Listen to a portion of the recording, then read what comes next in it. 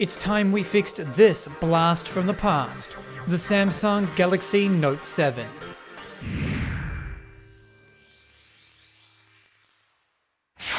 This is a phone Samsung likely doesn't want you to remember.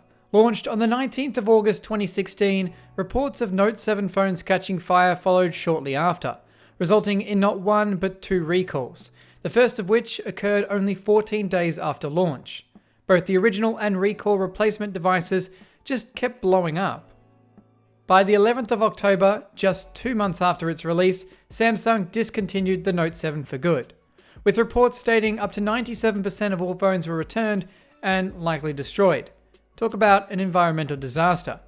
But even with all that, this one slipped through under the radar and remains unaccounted for and has certainly got some battle wounds to show for it.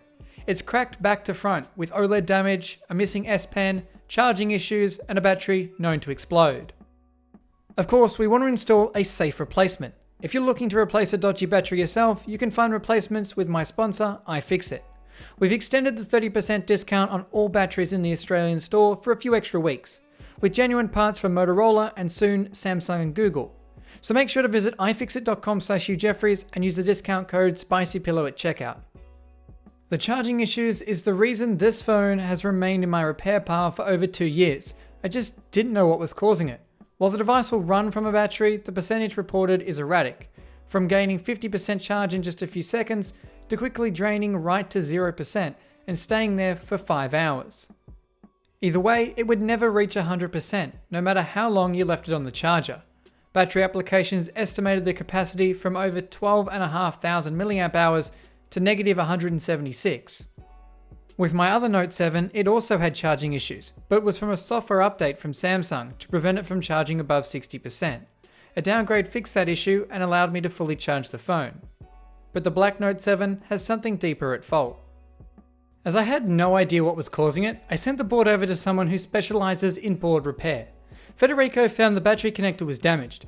I'd noticed it looked weird at the bottom, but assumed it was by design to prevent the battery from being plugged in the wrong way. Only once under a microscope you can see it's cracked. He soldered on a new connector and charged me $134 for the job and return shipping. You might wonder how such damage occurred. When I received the phone a few years back, it didn't have a battery installed. What I found instead was just its cable. Someone really ripped it out of the phone. A poor decision for any phone, but even more so for a Note 7 battery. Whoever ripped that battery out also damaged the socket.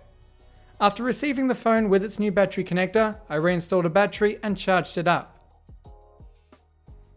As the current battery is known to deliver explosive performance, I have it in a metal container, just in case.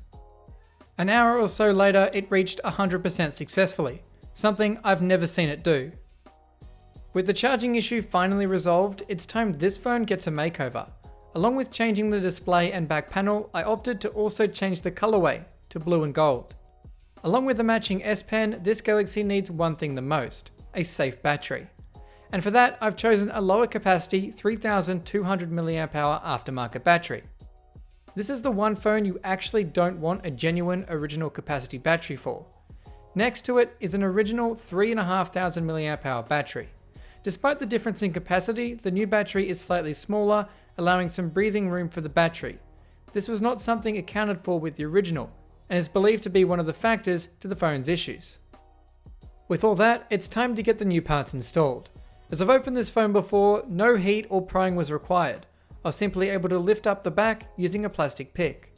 Once inside, I'll unfasten all the Phillips screws holding the wireless charging and speaker in place. However, one screw is missing. It was like that when I first got the phone, but we'll find a replacement for it later on. With those removed, we get our first look inside the Note 7. It looks very similar to the S7 Edge, which was released the same year. One noticeable difference is the S Pen holder on the left side. The first thing to come out is that unsafe battery. I purchased it from AliExpress to test this phone, and it's dated from 2019. I think that's just been added on there to make it look newer than it really is. Regardless, the not for sale text doesn't instill a lot of confidence in it.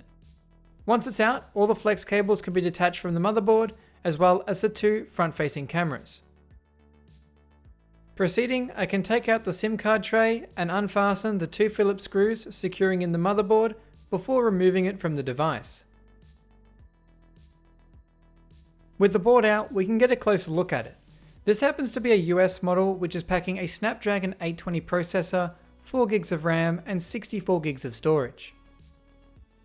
We're not quite done with disassembly just yet. The charging port and headphone jack are next.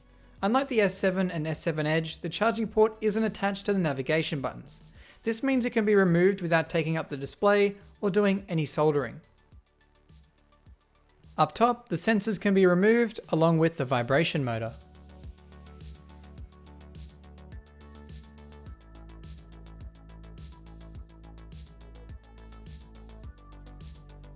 Unpacking the new display, we can get it ready for installation.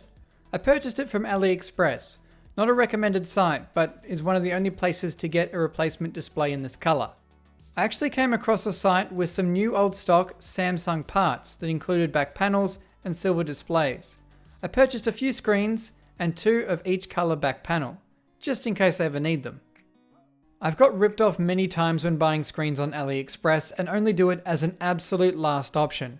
I own 3 Galaxy Note 7s including this one and have purchased 5 screens in total, 3 of which had defects. Going through the AliExpress return process is painful and you end up losing money shipping the items back. It's really just not worth it for anything but something exotic like this Note 7.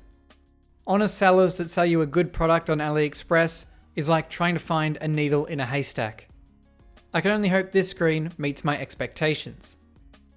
After I've reinstalled all the small components up top, I'll reinstall the charging port and its 3 screws before reinstalling the motherboard.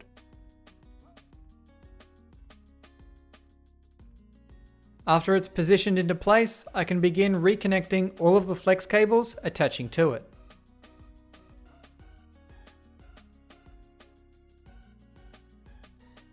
After the 2 front-facing cameras are installed, it's time to plug in the battery and see if this Galaxy Note 7 still works.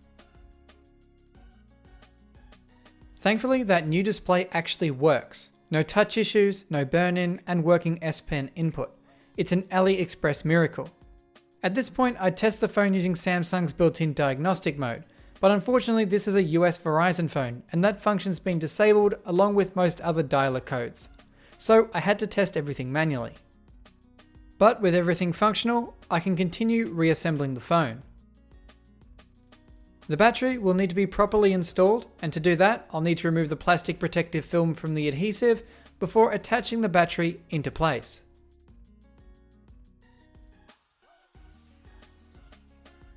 Proceeding, the 2 Phillips head screws for the motherboard can be attached before the speaker and wireless charging module.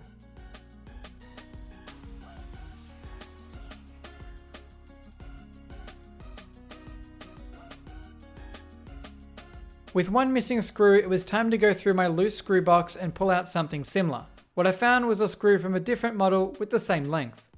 After it's installed, the internals of the phone can be cleaned off to remove any dust or fingerprints, primarily from the camera lens, after which I can remove the protective film from the adhesive on the new back panel and from the camera lens before attaching it onto our Galaxy Note 7.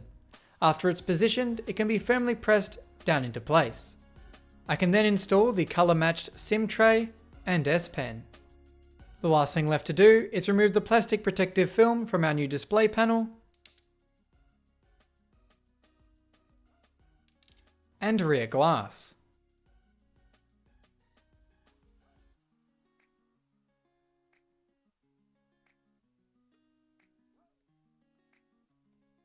Boom, we're done.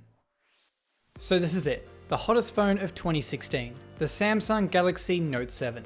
This phone has blown me away. I cannot get over how good this phone looks. In terms of specs, this is a US Verizon unlocked phone, and it's packing a blazing fast Snapdragon 820 processor, 4GB of RAM, 64GB of storage, and a 3200 mAh battery that packs a punch but doesn't quite meet the scorching performance of the one it replaced. But that might be for the best. Overall though, Samsung did the right thing by recalling this device.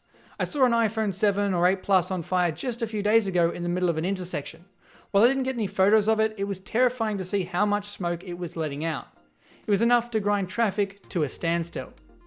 I can't help but imagine what the Note 7 recall would have looked like if the Note 7 had a user removable battery. I'm sure it cost Samsung a lot less in recall costs and also increased customer safety. Everyone goes on about safety, but companies can literally glue a device that's practically a bomb inside your phone and not make them user removable. I've seen so many batteries expand in many different devices, and this causes a safety risk. An end user, however, cannot remove and dispose of the battery because it's stuck inside their expensive phone. While the recalled Note 7 phones were apparently destroyed, unopened stock was rebranded in 2017 as the Galaxy Note Fan Edition. It featured a smaller battery like what we installed in my original Note 7. The Fan Edition also received Android versions 7 through 9 compared to only Android 6 on the Note 7. A Fan Edition can be identified by its model numbers, branding on the rear glass, boot screen, or through a logo that appears on the power off screen. Both my Note 7s display a green battery logo on this screen to indicate they are recall replacements.